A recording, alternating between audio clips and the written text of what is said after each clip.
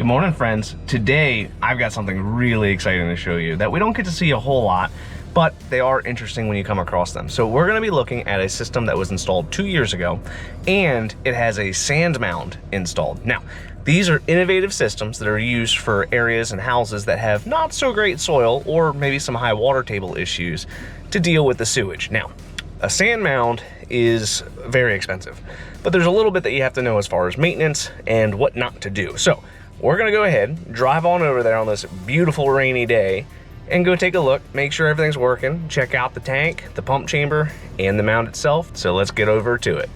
Already here, and it's pouring down rain. So this one will be fun because I get to stay in this nice hot rain suit all afternoon while we hope for this weather to clear up.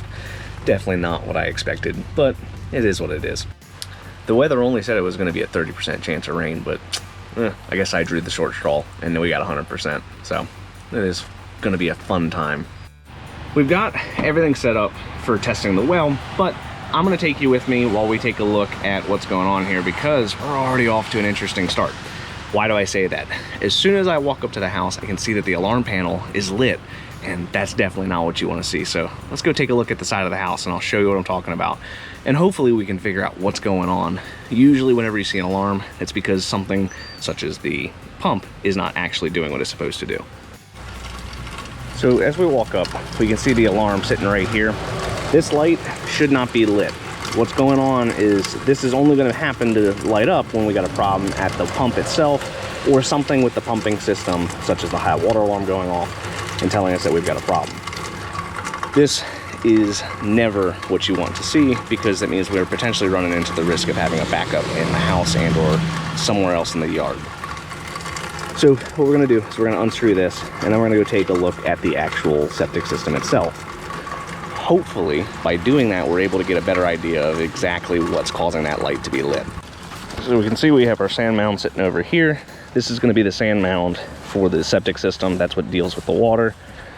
And then we got ourselves a sewer pipe right here. And as we walk a little bit further, we're going to see our septic system. So this is going to be the front of the tank, back of the tank, and this is going to be our pump chamber, which will then go over there to the sand mound. So what we're gonna do is we're gonna pop these bad boys open so we can see what's going on inside, and hopefully we can figure out what the cause of our light being on is. So that's a good sign over here. Okay, so that looks good so far. Let's pop this one open. So again, that's gonna be the front of the tank. This is gonna be the back of the tank.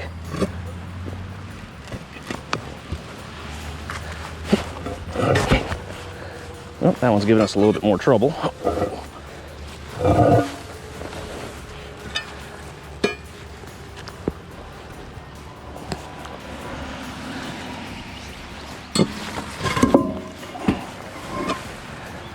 All right, so we got front of the tank right there, back of the tank right here, and we have ourselves an effluent filter.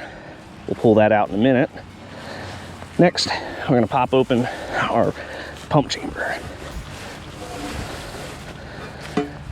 All right, let's see here. That actually looks pretty good. Water level's right where it ought to be. We got safety chain right here. That's for pulling the pump up. Got our disconnect over here. We got a nice sealed panel for the electric. The float on the bottom, which is on this left side, that's going to be the on-off float. The one that's on the tree to the right up there by the PVC pipe, that is going to be the high water alarm. So if it's face down, it shouldn't be going off. If it's face up, we've got a problem. So let's go ahead and get some water introduced in the system, see if we can get this pump to cycle, and then we can look into that box. All right, so this is our alarm panel. So usually speaking, this particular model, the light's not going to be lit up unless we've got a problem going on. But this is what it should sound like when we have an alarm. So we can see that it does light up even brighter when the alarm's going off. So I'm gonna have to look into the operating manual to make sure that that is how it's supposed to be. But usually, like I said, the light's not lit unless we have a problem. But we see that it gets brighter So that might just be how this particular one wants to set. So what we're gonna do now is we're gonna go ahead and get some water put into the septic system so we can begin what's called the hydraulic load.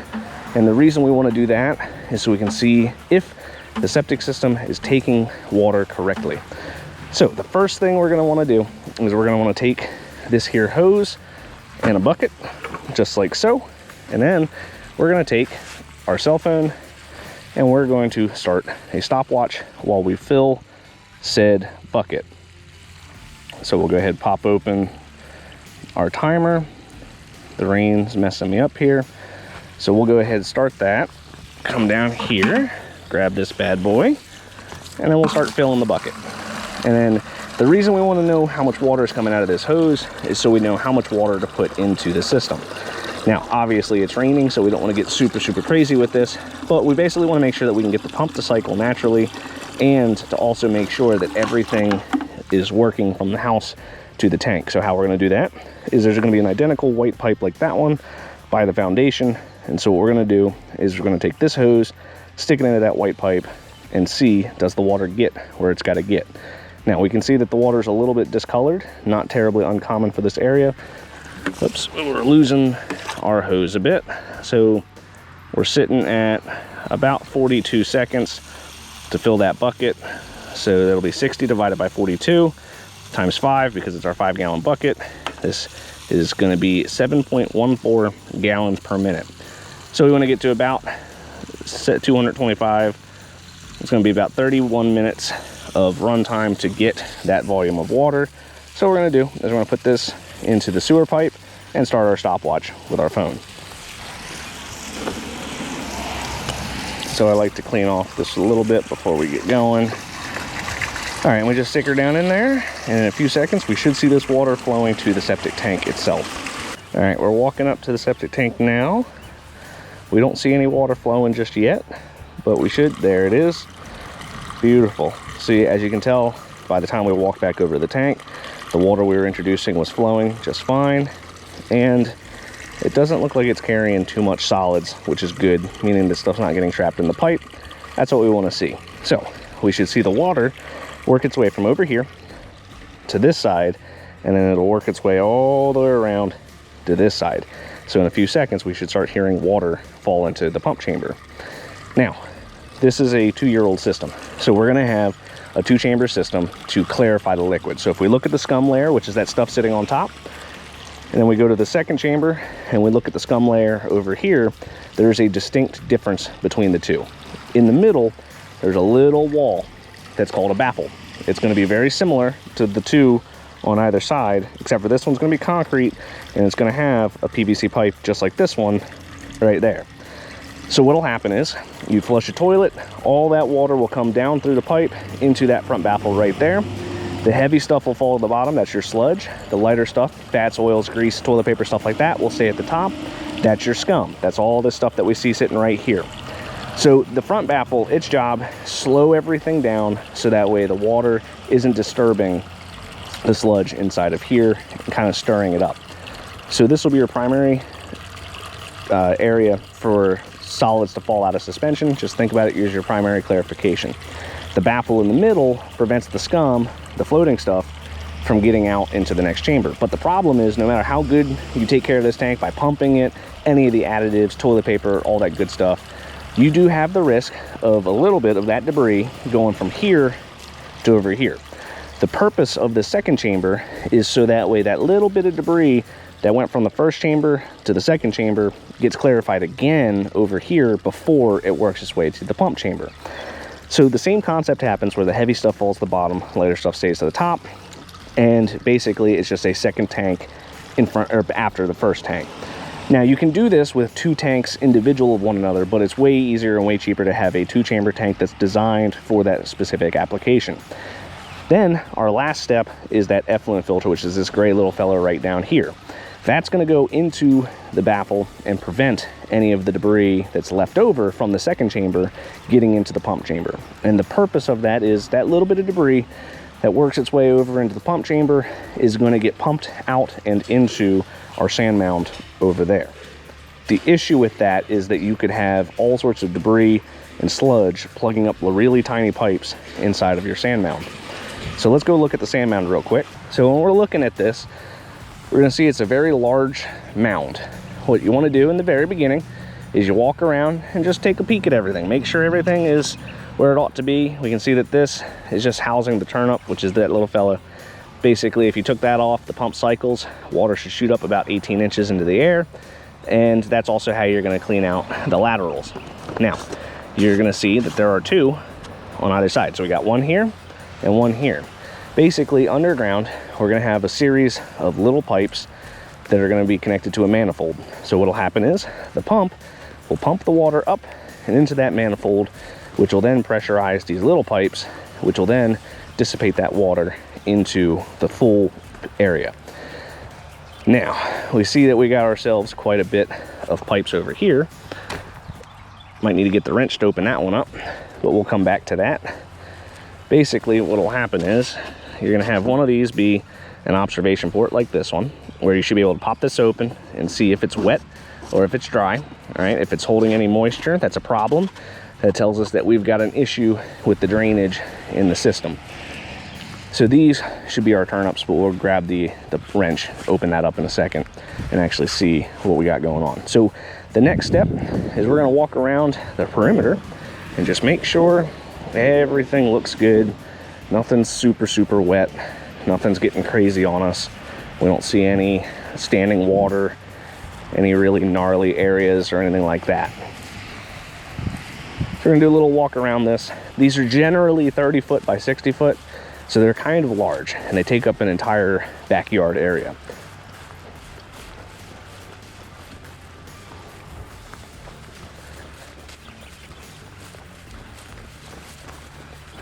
Yeah, this one looks like it's pretty good.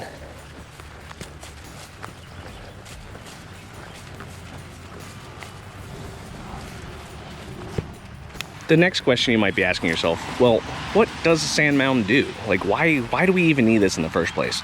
And the big thing is that you got to know that whenever you have bad soil or any kind of shenanigans going on with a high water table, you have to have a way of dealing with the sewage. Otherwise, you're getting holding tanks. Holding tanks are basically when you've reached the end of your line when it comes to septic systems.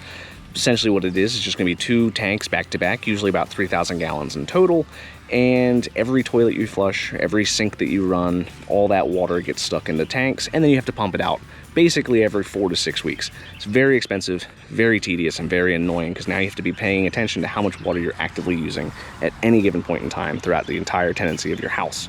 It's incredibly important to make sure that if you have a sand mound or any kind of pumping system, you really want to make sure that you have an effluent filter installed on your system to help basically make sure that nothing stupid happens. Those little filters, they're about $100. They're super important, and basically without that little last line of defense to keep all that extra solids out of your system, it's going to have problems with the pump. You're going to have sludge get stuck in your pipes, and most homeowners, for whatever reason, don't usually actually clean out the pipes in their sand mound quite as often as they ought to. The University of Maryland has a ton of good resources and information on sand mounds and their functionality. So I highly recommend that you look below in this video. I'm going to put in the comments section the link to it, but go ahead and look it up. Look through the UMD information. Even if you're not in Maryland, that information can still translate to whatever you got going on at your house. Super important information, super useful information. But now we have to get back to looking at the actual mound. So let's go take a look at it and see what we're working with, and then we'll get the pump to cycle a few times, make sure everything's flowing the way it ought to flow. So I figured we'll grab the flashlight, and then we'll also grab our channel locks, so we'll be able to pop these bad boys open and basically see what's going on inside of there. So we can see this one is also a turnip, nothing too crazy. And then we're gonna look at the ones back here. So pop these open, make sure everything is playing nice. So we can see that this is an observation port. Let's grab that there flashlight, see what's going on inside. So we can see down in there that there is no water. Everything is good to go for that. So I think that everything looks to be functional. What we're gonna do is we're gonna have the pump cycle a few more times, just to make sure that everything is flowing the way that it ought to flow. And then we'll open these back up again and make sure that nothing changed. It's important to make sure that while we're looking at this, that we check every now and again, just to identify where a potential problem would be. So if we have these turnups, what I mean by this is we get the pump to cycle. We check the turnups before the pump cycles to make sure that they're dry. If we cycle the pump, they're dry, good. We cycle it once more. If they're wet, maybe they're not good. What could be going on? Usually what I find with these systems is people end up smacking them right there. They end up smacking these things with a lawnmower, and that's why you end up having the larger PVC over the smaller PVC. So that way, if you accidentally get a little too close at the mower, you hit the big pipe instead of the little pipe, and then you don't have to worry about anything getting loose or spraying sewage into your yard. Because those turnups, basically what will happen is when the pump turns on, the water will hit the top of that lid or the bottom of that lid, and then that will force the water to go back down and pressurize the pipe. So if you remove the lid or break that turnup, guess what? That water is just going to start floating wherever it wants to flow. And then you can run into some problems with sewage in your yard, and that's kind of gross.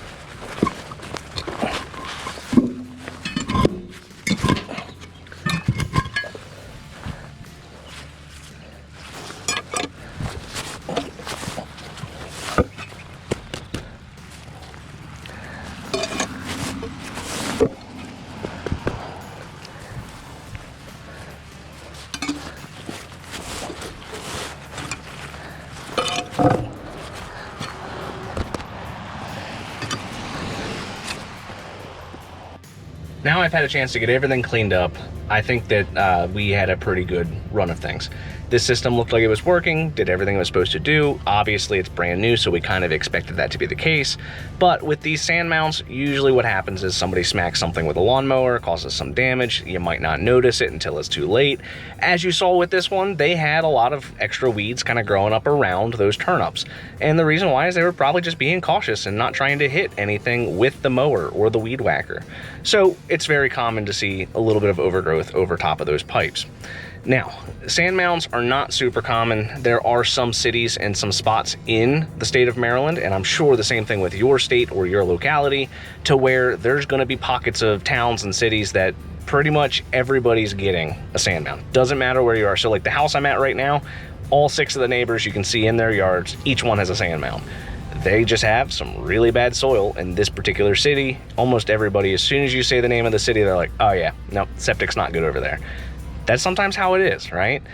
It's very important if you're purchasing a house that you ask these questions of like the locals, right? Maybe you find a realtor who's a local realtor in the area. You want to ask them, well, what are some things that people usually run into in this area? What should we be concerned about? Because a system like this, brand new, you're probably in the 50K range to get it done, right?